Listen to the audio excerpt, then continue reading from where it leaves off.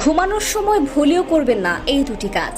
প্রিয় নবী হযরত মুহাম্মদ সাল্লাল্লাহু আলাইহি ওয়াসাল্লাম ঘুমানোর সময় এই দুটি কাজ করতে নিষেধ করেছেন। আজকের আধুনিক বিজ্ঞানও প্রমাণ করেছে ঘুমানোর সময় এই দুটি কাজ করলে মারাত্মক ক্ষতি হবে, এমনকি মৃত্যুর মতো ঘটনাও ঘটতে পারে। প্রিয় নবী তার উম্মতের জন্য কতই না সুন্দর জীবন ব্যবস্থা রেখে গিয়েছে, তারই এক প্রমাণ দিয়েছে আজকের আধুনিক বিজ্ঞান। তো চলুন বেশি কথা না বলে জেনে নেই ঘুমানোর সময় কোন দুটি কাজ করা নিষেধ এবং বিজ্ঞানীরা কি প্রমাণ বের করলো প্রিয় নবীর নিষেধ করা এই কাজ দুটি থেকে। চলুন জেনে আসি।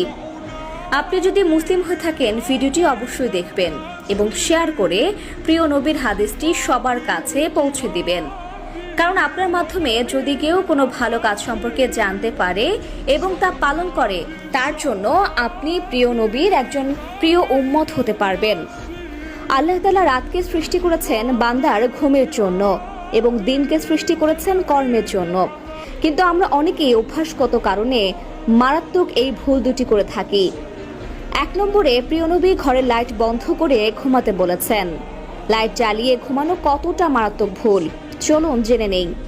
প্রিয় নবী বলেছেন, রাতে আলো জ্বালিয়ে ঘুমালে তোমাদের শরীরের ভেতরে এমন কিছু বিশেষ পার্টস রয়েছে যা কাজ করা বন্ধ করে দেয়, এমনকি মস্তিষ্কে নেতিবাচক প্রভাব পড়ে। বিজ্ঞানীরা বলছেন রাতের লাইটের আলো থেকে এক ধরনের আলোক নিঃসরণ হয়, যার ফলে ব্রেন ক্যান্সার হওয়ার সম্ভাবনা থাকে। আমাদের শরীরে এক ধরনের গ্রন্থি আছে যার নাম পাইনাল গ্রন্থি। এই গ্রন্থি শুধুমাত্র অন্ধকারেই কাজ শুরু করে, এক ধরনের হরমোন নিঃসরণ করা। লাইট জ্বালিয়ে ঘুমালে এই গ্রন্থি কাজ করা বন্ধ করে দেয় এবং হরমোন নিঃসরণ বন্ধ হয়ে গেলে শারীরিক ও মানসিক বিভিন্নভাবে নেতিবাচক প্রভাব পড়ে। 2 নম্বরে প্রিয় নবী হযরত মুহাম্মদ সাল্লাল্লাহু আলাইহি ওয়াসাল্লাম বলেছেন, তোমরা যখন রাতে ঘুম যাবে অবশ্যই ডান কাত হয়ে ঘুমাবে। বাম কাত হয়ে ঘুমালে তোমাদের পাকস্থলীতে নানাবিধ সমস্যা দেখা দিবে, যা পরবর্তীতে মারাত্মক রূপ নিতে পারে। বিজ্ঞান বলছে কোনো মানুষ যদি বাম কাত হয়ে ঘুমায় তাহলে তার পাকস্থলী খাদ্য হজম প্রক্রিয়ায় ব্যাঘাত ঘটে।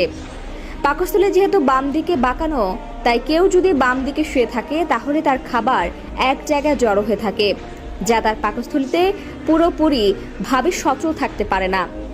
এর জন্য খাবারটা ইনস্ট্যান্ট নারীর দিকে যেতে অনেক ব্যাঘাত পোহাতে হয়।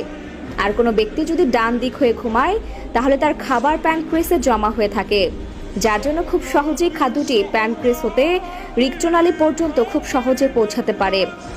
প্রিয় নবী তার উম্মতের জন্য বেশি কিছু নিষেধ করেনি, যেগুলো নিষেধ করেছেন সেগুলো তার উম্মতের মঙ্গলের জন্যই করেছেন। প্রিয় নবীর প্রত্যেকটি কথাই আজকের এই আধুনিক বিজ্ঞান প্রমাণ করে